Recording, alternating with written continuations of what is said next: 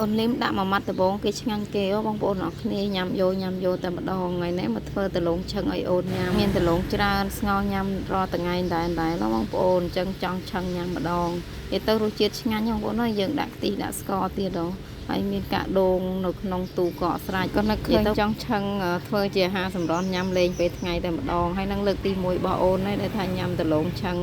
ប៉ុន្តែទៅពេលគាត់ញ៉ាំទៅរៀងផ្អែមខ្ទិះគាត់ញ៉ាំយកបងប្អូនអរគ្នាក្តៅផ្លុំចង់តន់ទេហើយមើលទឹកមុខក៏ដឹងថាឆ្ងាញ់ដែរបងប្អូនហើយដលងឆឹងមកយើងបានឆឹងជាមួយនឹងស្ករត្នោតខ្មែរធម្មជាតិសុទ្ធទៀតណាបងប្អូនអើយនិយាយពីថាឈ្ងុយក្លិនជាមួយនឹងអាដូងខ្ទិះបងប្អូននិយាយថាឆ្ងាញ់មែនទែនតែម្ដងហើយបានញ៉ាំអញ្ចឹងក្តៅណាអូជាតិណាស់បងប្អូនអរគ្នាឥឡូវយើងចាប់ផ្ដើមមកយកជាមួយនឹងសាច់ដូងរបស់យើងដែលយើងប្រកបទុកហើយយើងក៏មកចិតជាមួយនឹងដលងរបស់យើងនឹងតែម្ដងហើយដលងហ្នឹងខ្ញុំទិញមកទុករៀងចិត្តមួយខែដែរបងប្អូនចាតែពេលអញ្ចឹងទៅវាកាន់តែស្អិតល្មួតហើយផ្អែមទៀតតែពេលយើងចិត្តសបកចិត្តអីកាត់កង់អស់ហើយខ្ញុំចាប់ផ្ដើមយកមកត្រាំទឹកកបោខ្ញុំត្រាំប្រហែលជា1ម៉ោង2ម៉ោងអីដែរបងប្អូនអរគ្នាព្រោះអីដលងហ្នឹងបើយើងត្រាំកាន់តែយូរវាកាន់តែរឹងអញ្ចឹងណាបើយើងអត់បានត្រាំទឹកកបោទេតែពេលយើងយកទៅឆឹងវាអាចនឹងបែករាយអញ្ចឹងទៅគឺអត់ឆ្ងាញ់ទេអញ្ចឹងបើសិនជាយើងធ្វើដលងឆឹងត្រូវទៅត្រាំទឹកកបោបងប្អូនបន្ទាប់ពីខ្ញុំត្រាំទឹកកបោប្រហែលជា2-3ម៉ោងរួចមកខ្ញុំយកវាមកលាងជម្រះឲ្យស្អាត4-5ទឹកអញ្ចឹងទៅបងប្អូនចាព្រោះអីយើងខ្លាចមានជាប់កបោនៅជាមួយដលងអញ្ចឹងណាបន្ទាប់ពីយើងលាងសម្រស់ទុកម្លាយសិនមកបងប្អូនឲ្យវាស្រស់ទឹកល្អហើយពេលខ្លះអត់ដឹងថាញ៉ាំអីទេទិញរបស់មកទុកក្នុងទូចោលអញ្ចឹងទៅចេះតែនឹកឃើញឆ្នៃ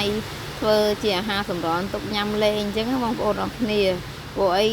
ញ៉ាំតែបាយពេកក៏ធុញដែរអញ្ចឹងបើយើងមានរបស់ញ៉ាំពេលថ្ងៃក៏ល្អមួយយ៉ាងដែរបងប្អូនហើយនេះខ្ញុំចាប់ផ្ដើមដាក់ស្ករត្នោតចូលខ្ញុំកូរឲ្យឡើងពងត្រង់បន្តិចហើយខ្ញុំដាក់ខ្ទិះដើមចូលយើងកូរចុះឡើងកោះឡើងអញ្ចឹងណាបងប្អូនអរគ្នានិយាយទៅខ្ញុំ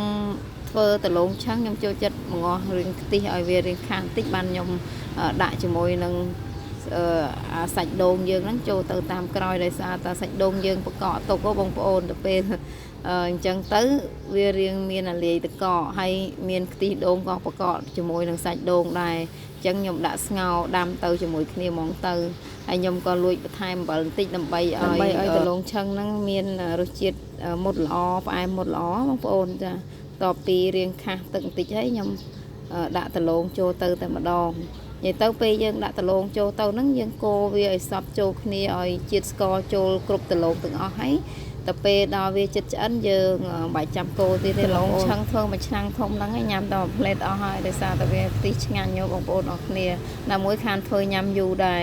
យូរធ្វើញ៉ាំម្ដងអញ្ចឹងទៅអូយនិយាយពីថាជាតិឆ្ងាញ់មែនទេយើងចាប់ផ្ដើមមកបើកម្របមើលសិនណាមួយយើងត្រូវបន្ថយភ្លើងដែរបងប្អូនដោយសារតែយើងឆឹងជាមួយនឹងស្ករបើសិនជាយើង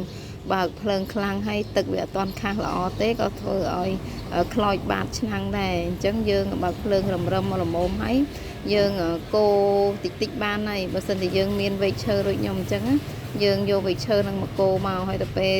យើងមើលតែខាស់មកល្មមដែលយើងចង់បានហើយយើងបន្លត់ភ្លើងរួចរាល់ជាការស្រេចតែម្ដងឥឡូវយើងបានឆ្អិនហើយបងប្អូនញ៉ាំក្តៅអញ្ចឹងមកអូយរសជាតិនិយាយពីថាជាតិឆ្ងាញ់មែនទែនបងប្អូនអរគ្នាហើយបានដលងនឹងយើងទិញមកទុកយូរអញ្ចឹងទៀតណាឡើងផ្អែមស្អិតល្មួតតែម្ដង